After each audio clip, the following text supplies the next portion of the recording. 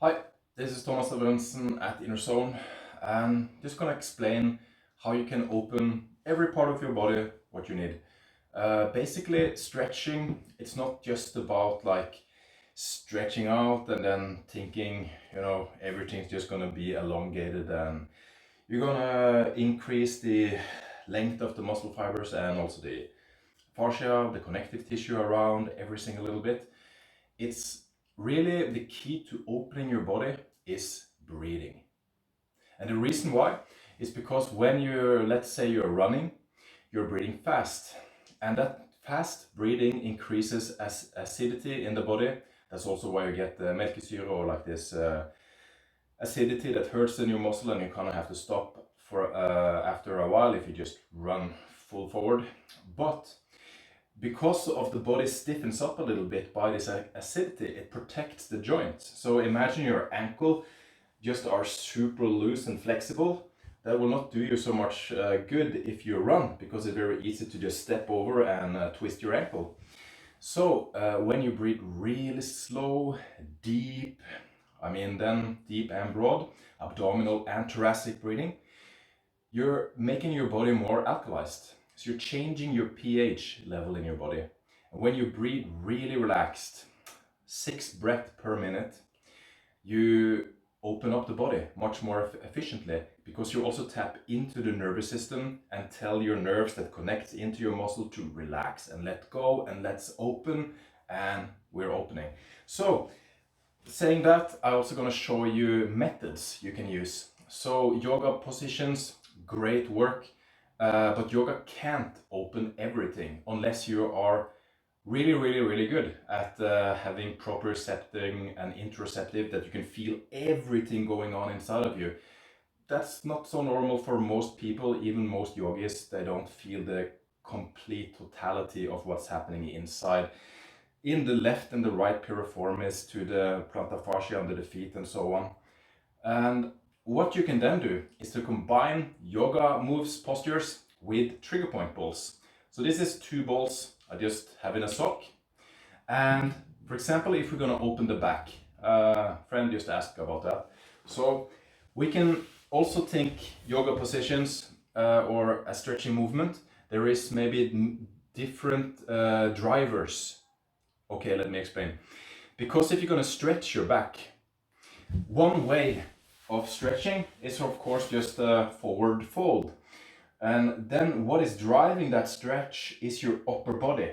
So from here, basically, and up, I am breathing deep and broad and relaxing as I breathe in, trying to go as far forward I can with a straight spine instead of curling my spine. But the point is that I'm driving this stretch with my upper body, taking the ankles or the toes. And if I want to drive this stretch, the same stretch, kind of, but I can let my lower body drive the stretch by just going around, chin to chest, and having the weight on the shoulder blades, like here.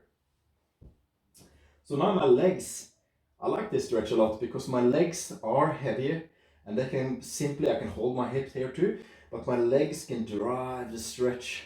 And I bend my knees if I want to target my back. I can straighten my knees if I want to target more the hamstrings and the legs underneath at the same time. So 2 different drives for the same stretch, the same area.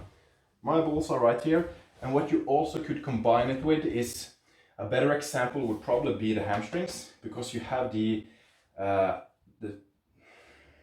the fascia, where the hamstring kind of spring out from and where it connects to. So in the outspring and the connection part, we can also trigger, because sometimes it's not so easy to do that with a stretch. But using a ball, we can trigger the out part and kind of the in part, where this muscle chaining relationship comes from and ends. You can get deeper into it then, because you kind of get to the outmost extremes, we can say, of the muscle, of the tissue. So if I'm choosing this, for example, the ball, I can lay it on my lumbar spine, my lower spine, and kind of almost down at my hip bones, And just simply stay here and breathe deep, broad, but also breathe into the trigger point ball itself. This will create more interoception also, so you get more aware of what happens in your body. And really cool stuff is that I think the fascia, the connective tissue, that is the biggest organ of the body, biggest sensory organ, it have 80% in some area more interoception. So we are really designed to feel what's going on inside of us, as long as we just train our brain to recognize it.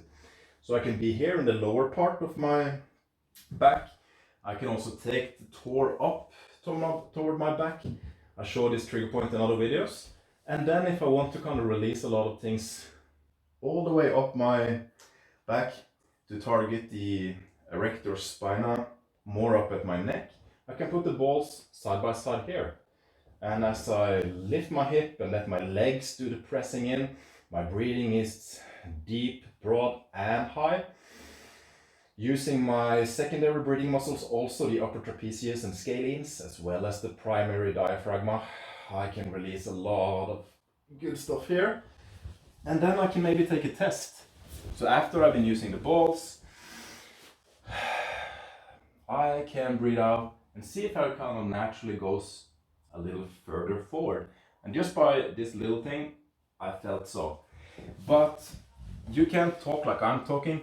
So if you can do this type of stretching with trigger points, combining it with yoga poses, movement stretching, and relax breathing, you're gonna get results very fast. And it's important to remember, it's a process of things. So your tissue and your fascia takes much longer time to get elastic and flexible than, for example, it takes for your muscle to gain strength.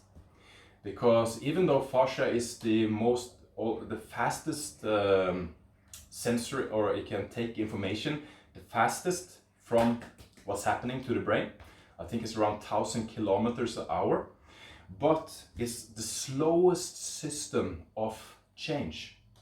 So that means it takes our entire life for our fascia to change and adapt and make our facial expression, make our entire body, how we hold our posture and our movement patterns. So it's so amazing. And we all walk around in this living miracle of tissue totally interconnected.